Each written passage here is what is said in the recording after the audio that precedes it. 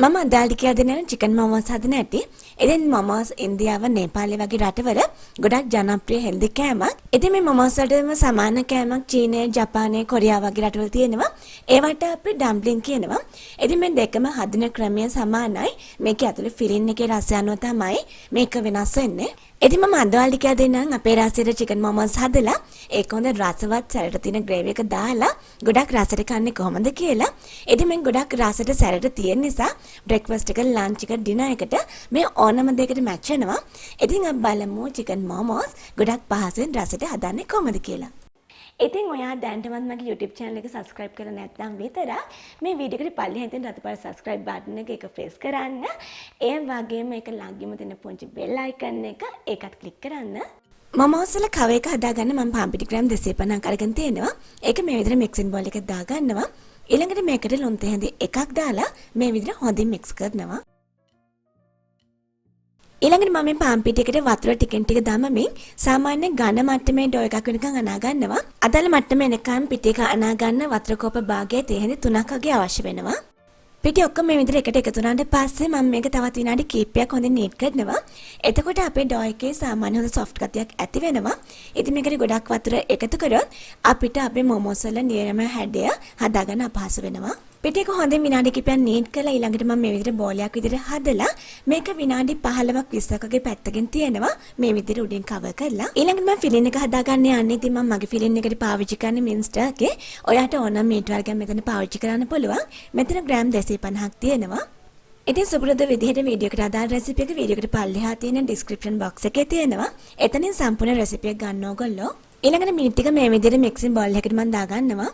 ඊළඟට මෙතන තියෙන ලුණු ගස් 3ක් සහ ලුණු ගෙඩි භාගයක් හින්නේ ලියාගෙන ඒ වගේම උමිලිස් කරල් 4ක් හින්නේ ලියාගෙන මම ඒ ටිකත් මේ විදිහට දාගන්නවා. ඊළඟට මම මේක සීසන් කරගන්නවා. මේකට ගම්බිස් කුඩු තේහඳි භාගයක් පාවිච්චි කරනවා. එඟුරු සුදුරුණු පේස්ට් එකෙන් තේහඳි කාලේ වගේ පාවිච්චි කරනවා.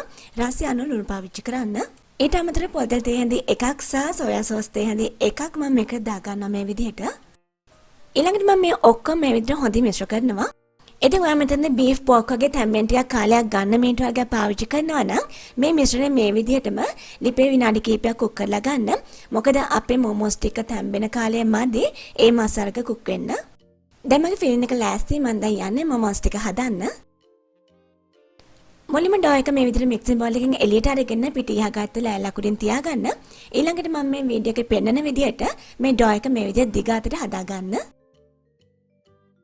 ඊළඟට මේක මේ විදිහට සමාන කොටස් වලට කපා ගන්න. සාමාන්‍යයෙන් පාම්පිටි ග්‍රෑම් 250කින් මොමෝස් 20ක් 22ක් වගේ ප්‍රමාණයක් හදාගන්න පුළුවන්. ඒත් මම ඊට වඩා අඩු ප්‍රමාණයක් ටිකක් ලොකුවට තමයි හදන්නේ. මොකද ගොඩක් කාලයක් ගන්න බෑ මට මේකට. මේ පිටිකොටස් ටික ආයෙත් මම මික්සින් බෝල් එකට දාලා උඩින් තෙත රෙද්දකින් කවර් කරලා තමයි තියාගන්නේ.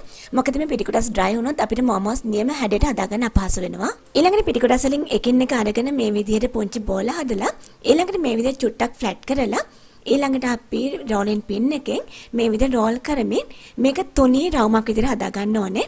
මේක ගොඩාක් තුනී කර ගන්න ඕනේ. මේක හොඳ ගානක් තියෙන රවුමක් විදිහට හදා ගන්න ඕනේ. නැත්නම් මොමෝ එකේ නියම හැඩය හදා ගන්න අපහසු වෙනවා. ඉතින් ඔයාලට මෙහෙම රවුමකට හදා ගන්න බැයි නම් මේ විදිහට තුනී කරලා ඊළඟට ලොකු රවුමකින් මේක රවුමක් විදිහට කපා ගන්න. ඊළඟට මේක උඩින් මේ විදිහට පිටි ටිකක් ඩස්ට් කරලා මම වෙනත් තැනකින් තියෙනවා. මම ඔයාලට තවත් ටිකක් තුනී කරලා පෙන්නන්නම්. අපි මේ පිටිකොටස තුනී කරද්දී ගොඩක් තුනී කර ගන්න ඕනේ. මොකද මොමෝ එක තැම්බෙද්දී හොඳින් තැම්බිලා ඒකේ හොඳ සොෆ්ට් ගතියක් ඇති වෙන්න මේක ගොඩක් තුනියට තමයි හදා ගන්න ඕනේ.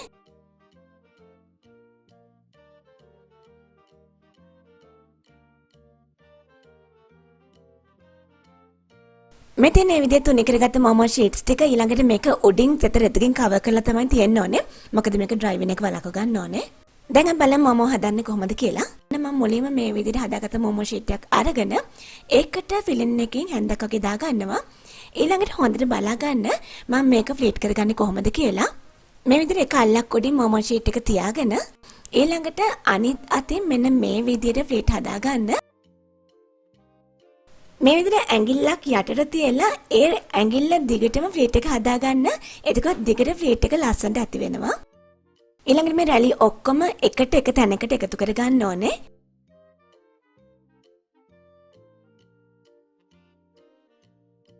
ඔයාලා වීඩියෝ එක හොඳින් නරඹන්න මම ඒක කොහොමද කරන්නේ කියලා මේකෙන් එකක් දෙකක් කරද්දී නිකම්ම ඔයාටත් පුරුදු වෙන ක්‍රමය.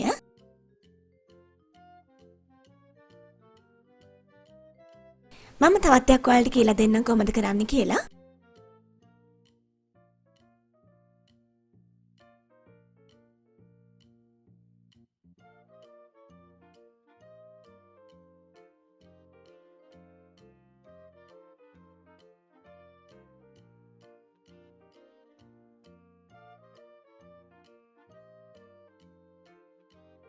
මේ හැටියට හදන සමහරක් මොමෝස් මේ විදිහට උඩින් ඕපන් විදිහට තියෙනවා.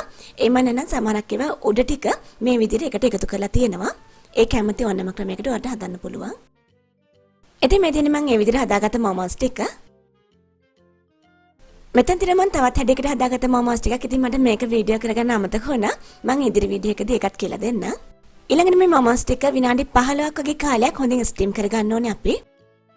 මෙතන මේ විදිහට ස්ටීම් කරගත්ත මොමෝස් ටික නිකන් කිසස් වගේ වෙන්නේ නැති ඔගොන පෑන්නේ. ඊළඟට අපි යම් මේකේ ග්‍රේවි එක හදාගන්න. ඒකට මම මේ වගේ ටිකක් ඉඩ ඇති භාජනයක් අරගෙන පොල්තෙල් මේසෙන් දෙකක් දාගන්නවා. තෙල් ටික හොඳින් රත් වුණාට පස්සේ තලාගත්ත සුදුරුණු බික් පහක් සහ ඉඟුරු අඟල් දෙකක කෑල්ලක් මේකට දාගන්නවා. ඊළඟට ඉඟුරු සුදුරුණු හොඳින් තෙල් එක්ක බැදෙන්න ඉඩ හරිනවා. ඒ වගේ මෙතන තියෙන හිණින් ලියාගත්ත අම්මිරිස් කරල් 3ක් සහ ලුණු ගෙඩි කාලක් මම දැන් මේකත් තෙල් එකට දාගන්නවා. දාලා මේ ටික මේ විදිහට හොඳින් බැද ගන්නවා විනාඩි කිහිපයක්. ඊළඟට මම මේකට හිණිරි කපාගත්ත බෙල් පෙපර් ටිකක් දාන්නවා. ඉතින් ඔයාලට බෙල් පෙපර් නැත්නම් මාළු මිරිස් හරි දාන්න පුළුවන්. ඊළඟට මෙතන තියෙන අපි මොමෝස් වල ෆිලින් එකට ගත්ත ටර්කි මික්ස් එකෙන් මේ සැඳි 3ක් විතර මම ඒකත් දාගන්නවා. දැන් මේ ටික විනාඩි කිහිපයක් හොඳින් තැම්බෙන්න ඉඩ හරින්න ඕනේ මේ විදිහට. මේ ටික හොඳ මට්ටමට තැඹුණාට පස්සේම ලුණු කුඩු තේ හැඳි 3 කාලක්, ඒ වගේම කැරි මිරිස් කුඩු තේ හැඳි භාගයක්, ගම්මිරිස් කුඩු තේ හැඳි කාලක් දානවා. දාලා හොඳින් මිශ්‍ර කරනවා. ඊළඟට මේ තියෙන මොමෝස් චට්නි මම මේක ගෙදර හදාගත්ත එක. මම මේකිනුත් මේ සැරේ 3ක් වගේ දාගන්නවා. ඉතින් මොමෝස් චට්නි ගෙදරම හදන වීඩියෝ එක මම මේ වීඩියෝ එකෙන් පස්සේ අප්ලෝඩ් කරන්නම්. ඒ වීඩියෝ එකට අදාළ ලින්ක් එක මේ වීඩියෝ එකට පල්ලෙහා තියෙන ඉන්ෆෝ බොක්ස් එකේ දාන්නම්. ඔයාලට අවශ්‍ය නම් ගිහිල්ලා ඒකට නරඹන්න. ඒ වගේම මේ මොමෝස් චට්නි එක දාන එක අනිවාර්යයි. ඒකෙන් තමයි අපේ මොමෝස් වලට හොඳ රසයක් එකතු වෙන්නේ. ඊළඟට මම සෝයා සෝස් තේ හැඳි දෙකක් වගේ එකතු කරගත්ත. එකතු කරලා මේ විදිහට හොඳින් මිශ්‍ර කරගන්නවා. ඊළඟට අපි ග්‍රේවි එකේ හොඳ thickness බවක් ඇති වෙන්න corn flour තේ හැඳි එකකට වතුර මේස හැඳි එකක් එකතු කරලා මේ විදිහට හොඳින් මිශ්‍ර කරලා අපේ ටෙම්පරාදුවට එකතු කරගන්නවා. ඉතින් ඔයාලට corn flour නැත්නම් කඩල පිටි ටිකක් හරි එමනම් පාන් පිටි තේ හැඳි කාලක් වගේ හරි එකතු කරගන්න පුළුවන් මේකට. ඊට අමතරව මම මේකට වතුර කෝප භාගයක් එකතු කරලා මේ විදිහට හොඳින් මිශ්‍ර කරගන්නවා. මම ග්‍රේවි එකට එකතු කරපු වතුර හොඳින් නටන මට්ටමට ආවට පස්සේ මම ඒකට මොමෝස් ටික මේ විදිහට එකතු කරගන්නවා. ඊළඟට ග්‍රේවි එකත් එක්කලා මොමෝස් ටික මේ විදිහට හොඳින් මිශ්‍ර කරගන්න. මේ ටික මේ විදිහට මිශ්‍ර කරමින් තවත් විනාඩි කිහිපයක් උයා ගන්න. ඉතින් ඔයාලට පේනද මගේ මොමෝස් ටික හරිම ලස්සන පාටිකට තියෙනවා. ඊළඟට මම මේක උඩින් වහලා තත්පර කිහිපයක් උයා ගන්නවා. මේ විදිහට මගේ රස මොමෝස් ටික ලෑස්ති. ඉතින් අනිවාර්යෙන් ඔයා මේ රෙසිපි එක try කරලා බලන්න. ඒ වගේම මගේ යාළුවන්ටත් බලන්න. මේ වීඩියෝ එක පුළුවන් තරම් share කරන්න.